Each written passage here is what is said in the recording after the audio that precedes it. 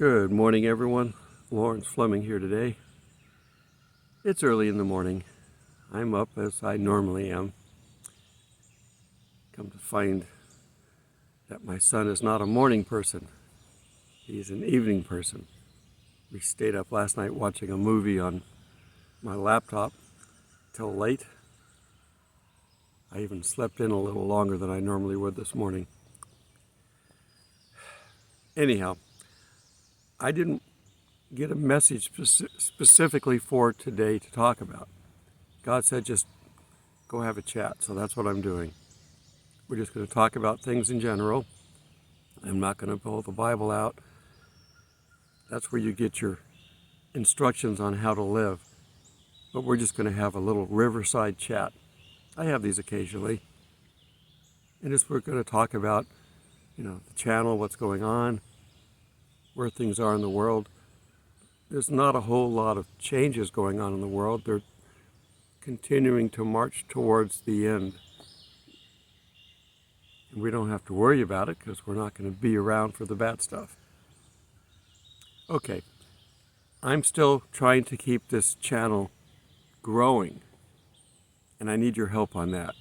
If you can help share, I don't need, I do ask for financial help occasionally, but that's not my main goal when I'm talking now.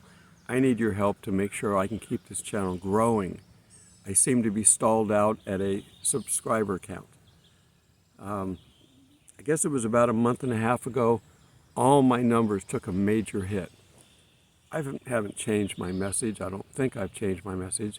I still get good comments from my standard loyal subscribers. But all of a sudden, all my numbers just started collapsing. The number of views was in the 26,000. This is over a 28-day period that they score this. I went from 26,000 down to about 9,000. All my video views went down. I will keep doing this if there's one person out there. But I did create, a backup of all this over on Rumble so that I have a second copy of my videos for one, and a second place that people can go look. I'm not getting any hits on, you shouldn't say this. I'm not getting any warnings. I told you that they can find people now. I haven't had any issues with that. I think it's just purely filtering. If you come in and you look for anything religious, they don't want you to find it. Now, I have a few channels that I still follow, and they seem to be up there and working most of the time. Every once in a while, they disappear, and they go, well, we got, warned by YouTube, and we were banned for a week or whatever it was. It's still there, but I have to fight with that. So I need your help. And sharing is the one way that I need help. Liking all the videos. If you like the video, and if you like the channel, subscribe. By doing that, it lets YouTube know that they're, in spite of the fact they don't like the content, they can make some money off of it because people are watching it. Money is their God. So, I tell you in the beginning to like the video, to subscribe. I don't tell you to go ahead and click the bell icon anymore because I broadcast every morning at 6 a.m. with my main video. I'll put funnies up or other things unrelated throughout the day, and it's no big deal if you miss those or not. But the main video is every morning at 6 a.m. So you don't have to click the bell icon for that. But you do need to like and subscribe. And if people watch the video all the way through, I get more credit for the video than if you watch it and then don't watch anymore. If you don't like the topic, there's a trick you can do that will help me. Set it up on your computer to play, and you don't want to hear the video. Just leave it run, turn the sound off, and let it run all the way through. It still shows up as somebody watching the video all the way through. We got to play with these little, it's not AI yet. They've got a lot of people doing this. There's some bots that do the general checking, but they count this subscribers and the likes and the amount of time that people have viewed. That's viewing the videos. And that's how we got to work past this. Okay. I'm going to continue doing this as long as I can. My Rumble basically now is my fail-safe. If they take me off of YouTube, that's where I'm going to. But I'm going to stay here primarily. I do need help. If you want to contribute financially, that's fine. I think there's a thank you button on there, and there's my other stuff is in the description. But that's if you're led to do so. My minimum requirement for watching any of my videos is to simply click the like button. It costs you nothing but a half a second to just click on that. If you get something out of these videos, fine. Tell somebody else, share it. I'd rather have that more than money, because I need to be able to grow this channel to reach more people. That's the goal. I've already gotten to the point where the channel's monetized. It could stay here forever, but I'm not reaching as many people. There are pastors that have been doing this, and I know I've only been doing this with this channel for 3 years, I guess. There are pastors that have been out there teaching the Bible, and they've been in charge of churches for 50 years. Well, that's good. And if you got a church with a younger pastor, you're going to get a good fresh look at things. That's okay too.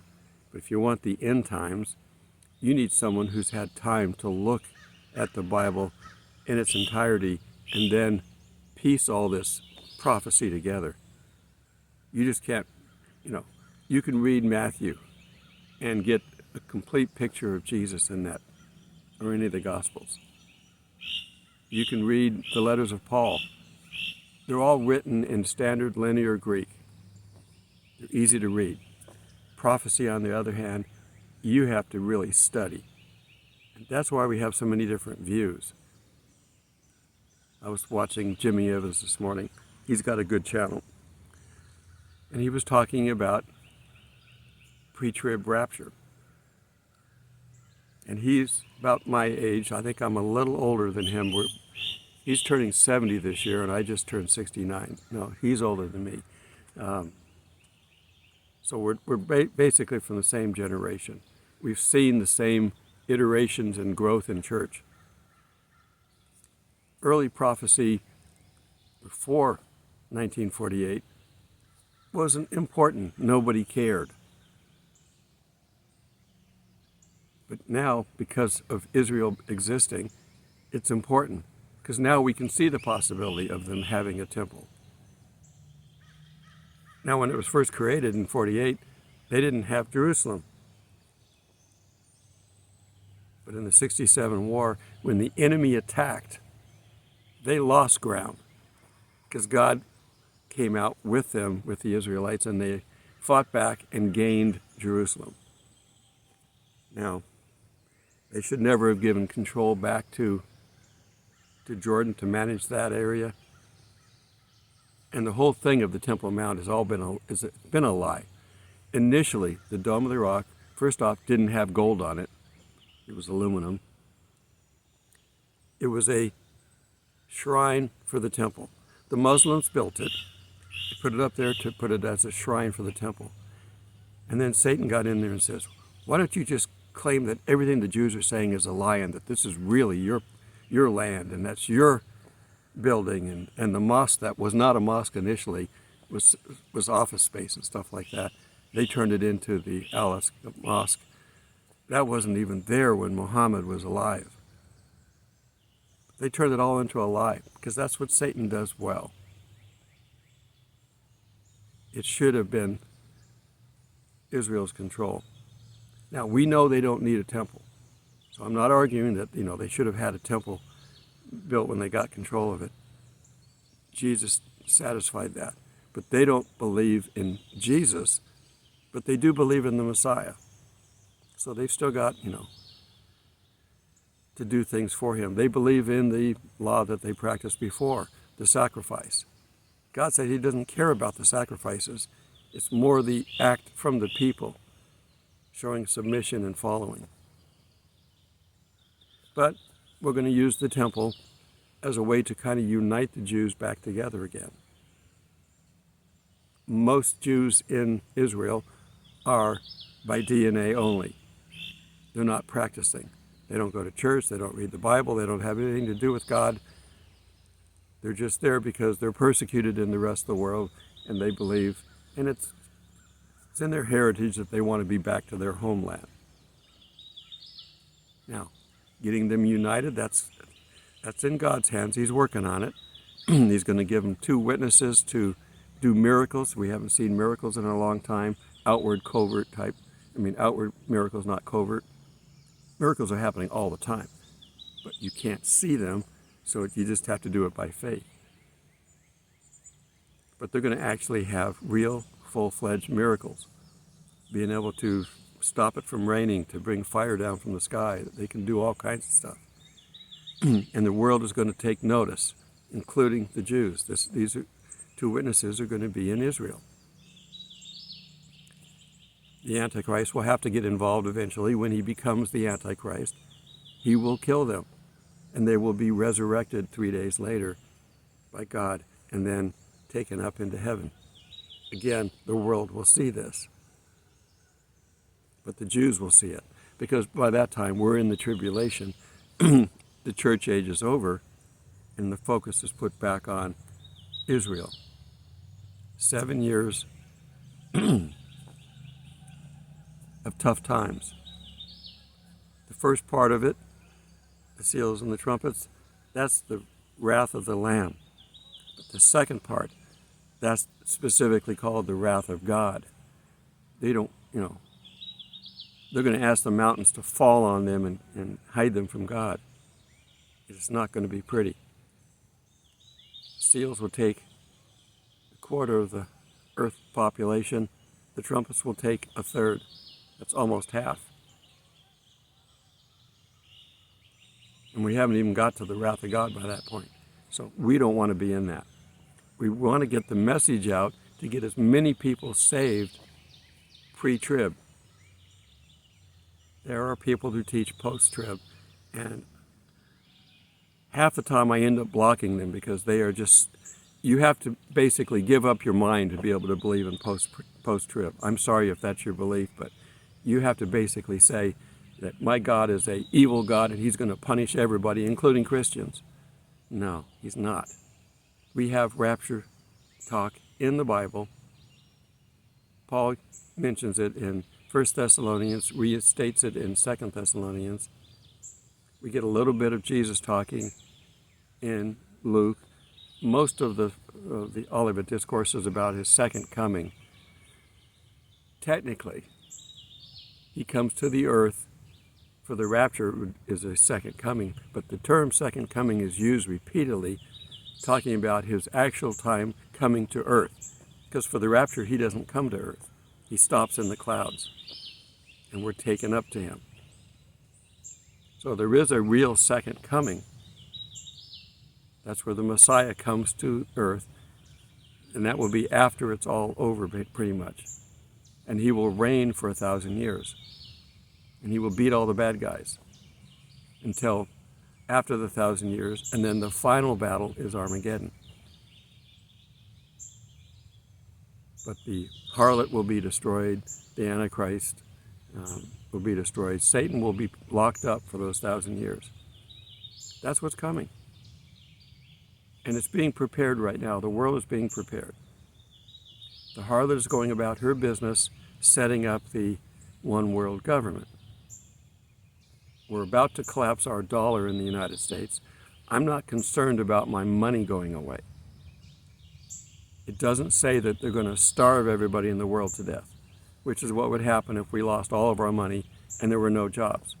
We'd all starve to death. That's not what it's talking about. There's going to be other things that are going to do that.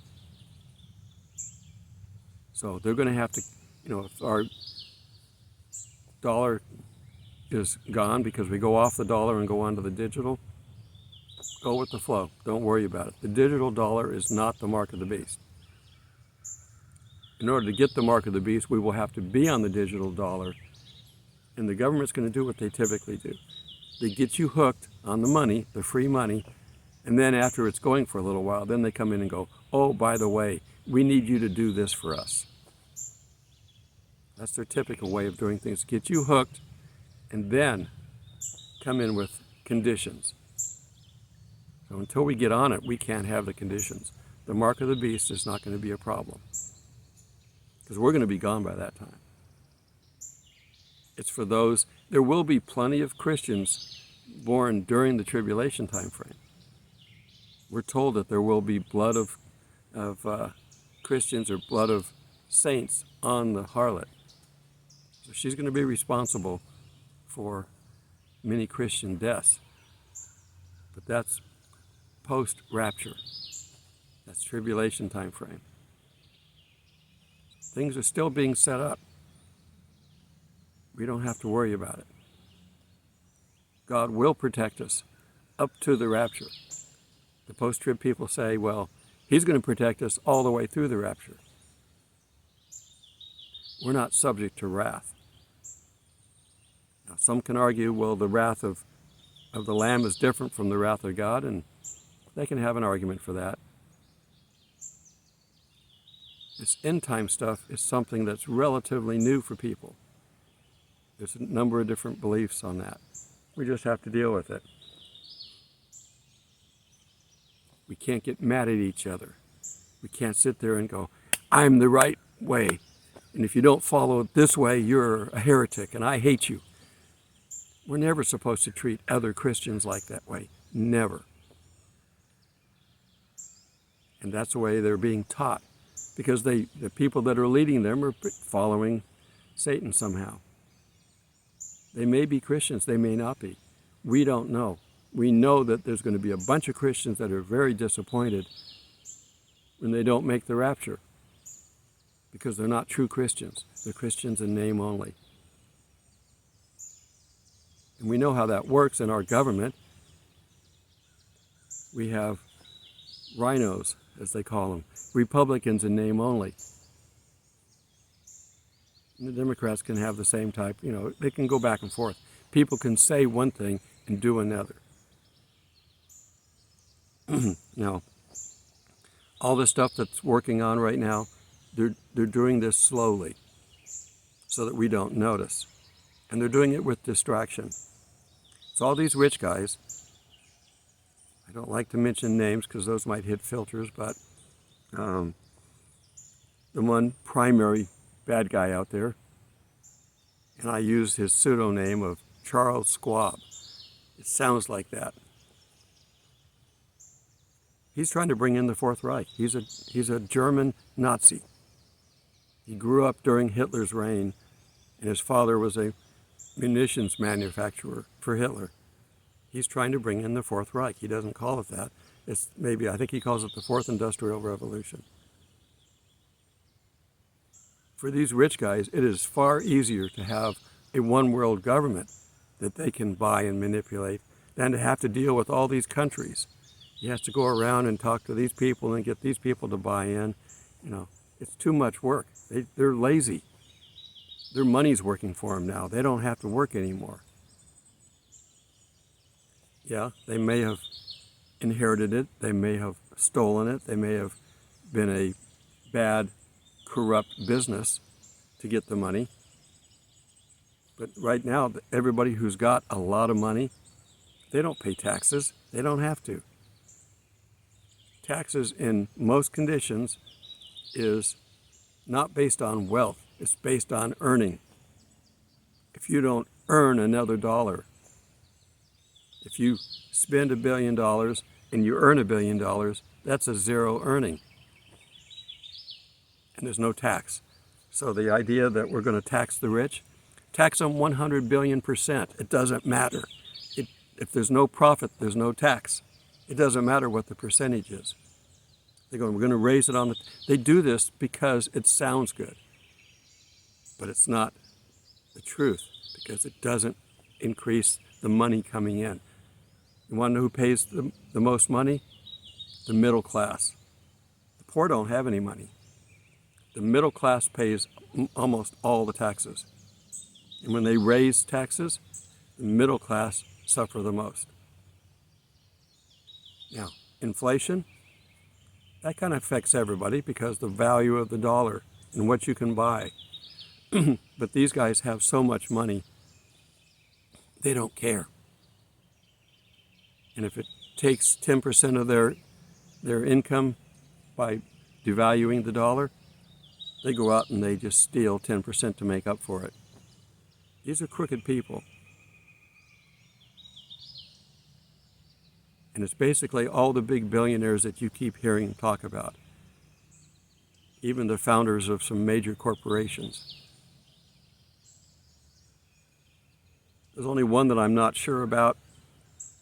He doesn't appear to be a believer in God or in Christ, but he also is not harping on the same stuff that all the other ones are doing, so I don't know.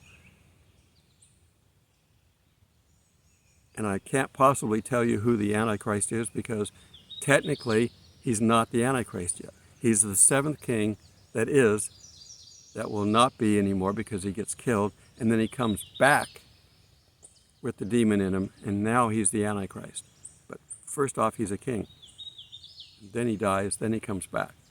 He's the eighth king. That's when he's the Antichrist. So he's out there now, kinging. And no, I'm not saying that it's new King Charles. I'm not saying anything about anybody. We don't know. And even the person that is going to become the Antichrist doesn't know. The only thing we can assume is this person cannot be a Christian. Because once you get the God plug in, there's no room for demons in there. So he's out there. They're continuing to march. And the last time they got together, they said, we got to get this to speed up a little bit. I'm getting older. A lot of these guys are old.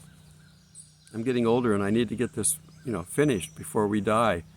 Because what's going to happen after we're gone? It might fall apart. So they're trying to speed it up.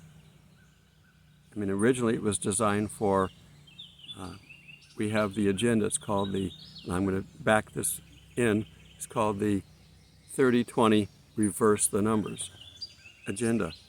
That's when they want this all to be finished. Well, that's 7 years away. Coincidentally, that's probably about how much we have left. I think this year would be a good rapture year. Of course, we've had them every year since we've had them every year as long as we've been talking about end time stuff, but since we had the Revelation 12 sign in 2017, 6.5 years ago, thereabout, we're coming up on a 7th year. Remember, the Jewish calendar is not the same as the Gregorian calendar. They're offset. And then on top of that, they offset it again because they didn't want their high holy days happening over Easter. It's all being manipulated. The world's being manipulated. It's Satan's world. He has to follow God's rules down here. But God's basically going to give him the key to the city here in a little bit. Satan is the strong-arm bad guy that God could never be. God only dishes out good. So he uses Satan to do his dirty work, if you will. And he's good at it. He's had many years experience at it. But I'm looking forward to finishing Revelation 12 because it hasn't been finished yet. He's going to come down here to try to kill us. That's why we get raptured. The word harpazo is used in Revelation 12. And then after that, God is tired of dealing with him because Satan lives in heaven. This earth that we live on, which we think is paradise or think is great, is nothing compared to what heaven is. Satan, who can choose where he wants to live, lives in heaven. That tells you what we have coming. But he's up there now, and we're down here. That's going to switch in a little bit. When we get raptured, God's going to kick Satan and his angels out, and they're coming to earth. And he's not going to be happy. But we won't be down here. The world will then get the wrath that's promised. Don't worry about people that you're praying about and trying to get to. You just have to plant the seed. If you've got loved ones that haven't accepted Christ yet, don't get frustrated. Their acceptance of God is on God's table. We're only supposed to help. But God's going to take care of it in its entirety. So don't worry about them. I'm sure that, anybody being prayed about is going to have every ample opportunity to accept Christ. They may not accept during the normal time, and it may have to be during the tribulation. But more people, the Bible says that more people during the tribulation are going to accept Christ than before. The old saying, there's no atheists in foxholes. When you're under the gun, so to speak, you turn to the only one that you can rely on for safety, and that's God. So when things get really bad, which is the reason for the tribulation, it's not because God wants to put wrath on us. And it's also the reason why they get gradually worse. It's like, okay, you don't believe I exist? How about this? Do you believe now? Nope. Okay, how about this? Do you believe now? There will some dig their heels in all the way through. We see that. The Bible explains that. Even after all these things, these people say, no, I don't want God, I want Satan.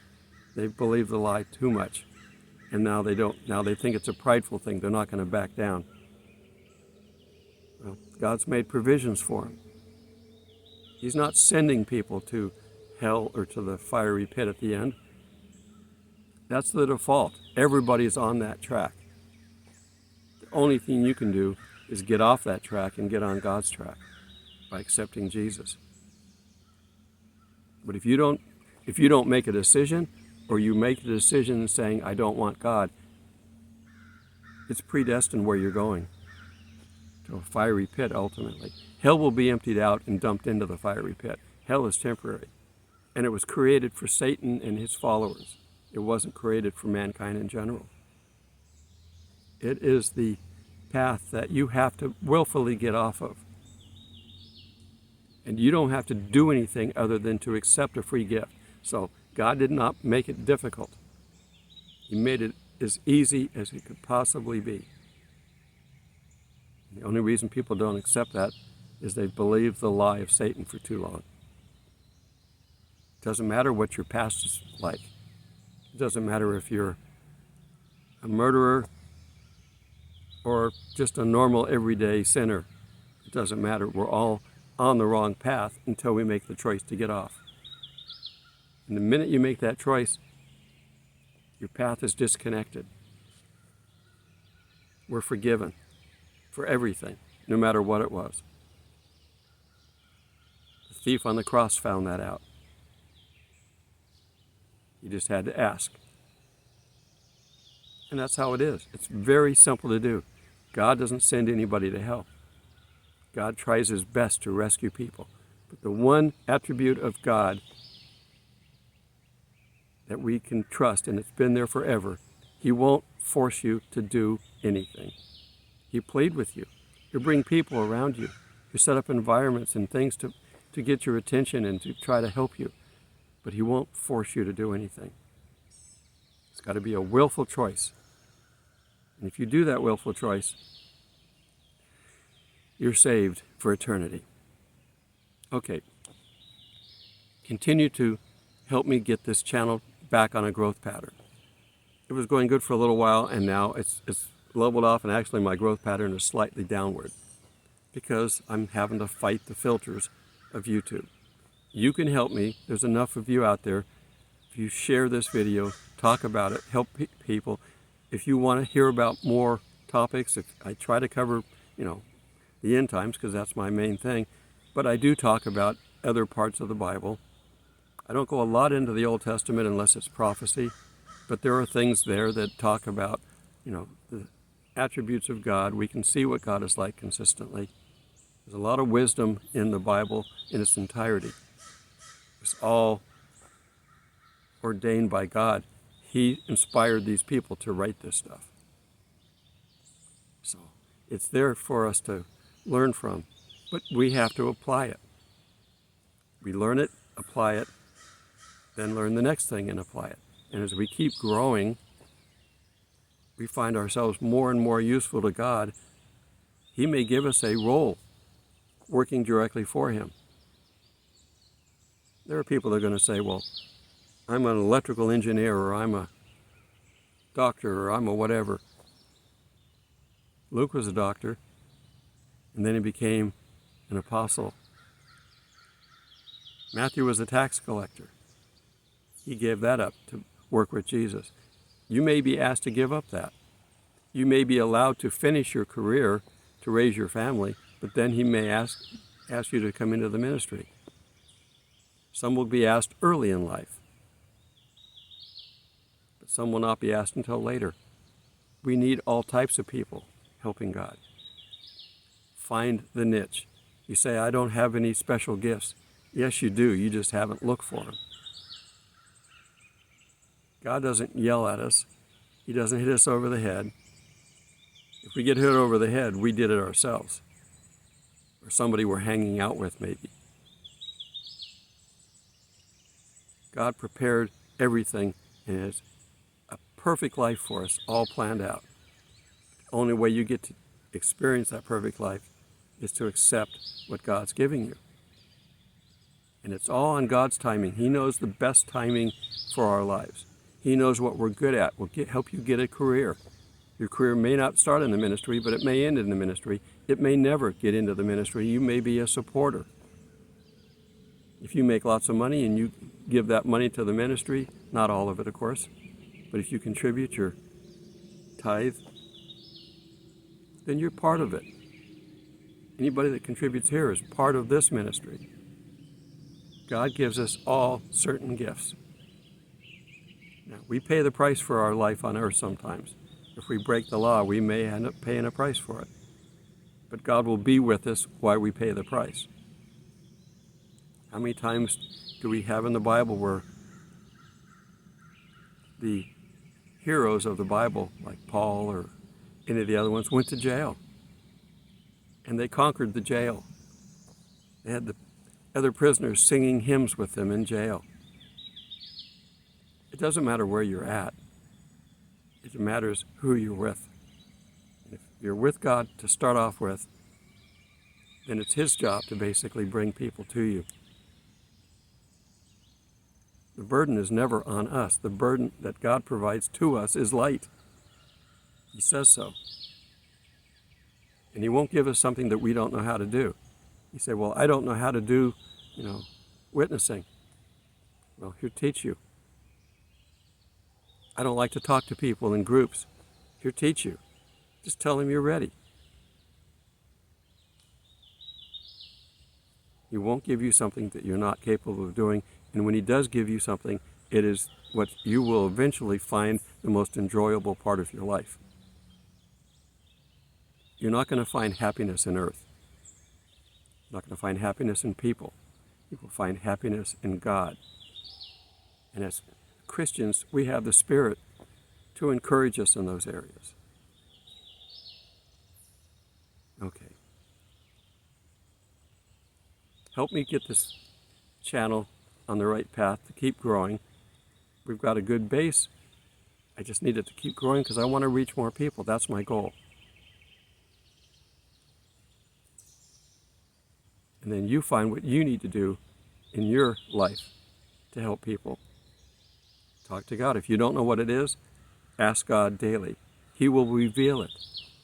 But then when He starts to reveal it, don't go, oh, no, I don't want that. Go, are you sure, God? I'm not any good at this. Do you really want me to do this? He will. If there's two decisions to make, let God make the decisions of which way to go. You won't have to figure out which one. I've said this before, if you've got to witness to two people, God wants you to witness to one, and you want to witness to the other. Well, that's not going to work. So you tell God, look, there's two people. Who do I talk to? Here, have one of them come up and start talking to you. That's the one you want to pay attention to. Or you may find real quickly that one isn't able to be saved at this point, they're not ready, then you can talk to the other. Whatever it is, God will set the scenario for you. Just trust Him. Faith. Okay. Have a blessed day. Tomorrow is moving day, so I'm going to probably have to do a second video today to cover that. I'll do a real Bible study for that. So tomorrow's moving day, and on Saturday I'm working, so I'll try to have something prepared for that. Continue to pray for me. I always need it. My son is with me now, but I'm beginning to work with him. He's not real camera friendly. But I'm going to teach him how to do the camera work, and then I'll slowly bring him in. You can't force on stuff, and I'm not God, so I can't inspire him inside like God can. That's up to God to do. Okay, have a great day. Go out and spread God's love. In Jesus' name.